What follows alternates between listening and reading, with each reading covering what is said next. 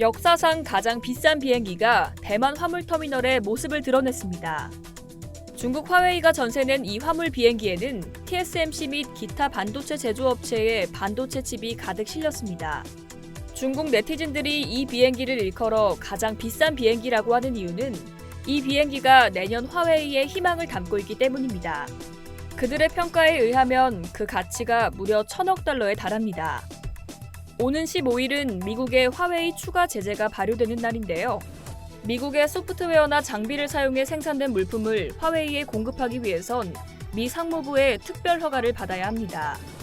시나닷컴 등 현지 매체에 따르면 이날 화웨이가 보낸 화물기에는 화웨이의 최신 스마트폰용 프로세서 기린 9000이 수백만 개, 패키징 및 테스트되지 않은 칩 등이 실렸습니다.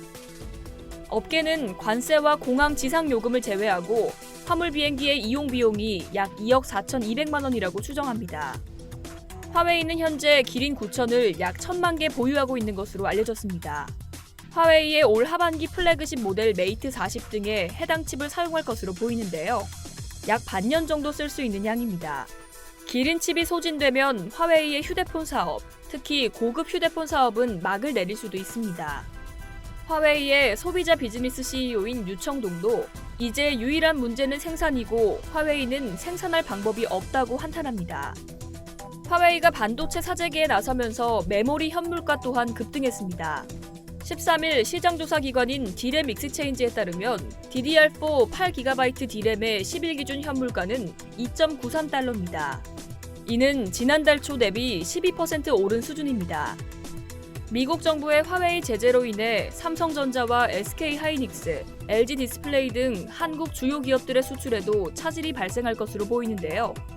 삼성전자와 SK하이닉스 등 한국의 메모리 반도체 업체들은 이번 화웨이 추가 제재 발효로 15일부터는 미국 정부의 허가 없이는 화웨이와 거래할 수 없습니다. 삼성 디스플레이와 LG 디스플레이 등 디스플레이 업체들도 이날부터 화웨이의 패널 공급을 중단합니다. 반도체 업계에선 삼성전자의 화웨이 매출 비중은 한 자릿수 후반으로 보고 있습니다. SK하이닉스의 경우 전체 매출의 10%가량을 화웨이에 거래해서 올리는 것으로 보입니다. 다만 국내 업계에서는 이번 화웨이 관련 제재의 영향이 길게 가진 않을 것으로 내다봤습니다. 제재의 영향이 전 세계 제조사에 미치는 만큼 한국 기업에만 피해가 국한된 건 아닌데다가 고객사 다변화를 통해 제재에 따른 영향을 최소화할 수 있다고 보기 때문입니다. 또 화웨이의 빈자리를 오포, 비포 등 다른 중국 업체들이 메울 수 있다고 보고 있습니다.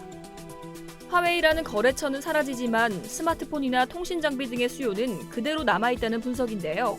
삼성전자 입장에선 화웨이의 부재로 인해 스마트폰과 5G 통신 장비에서 반사 이익을 챙길 수 있습니다.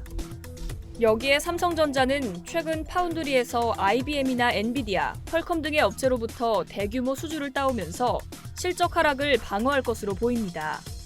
디스플레이 업계도 화웨이가 국내 기업의 매출에서 차지하는 비중이 크지 않기 때문에 영향이 미비할 것으로 봅니다.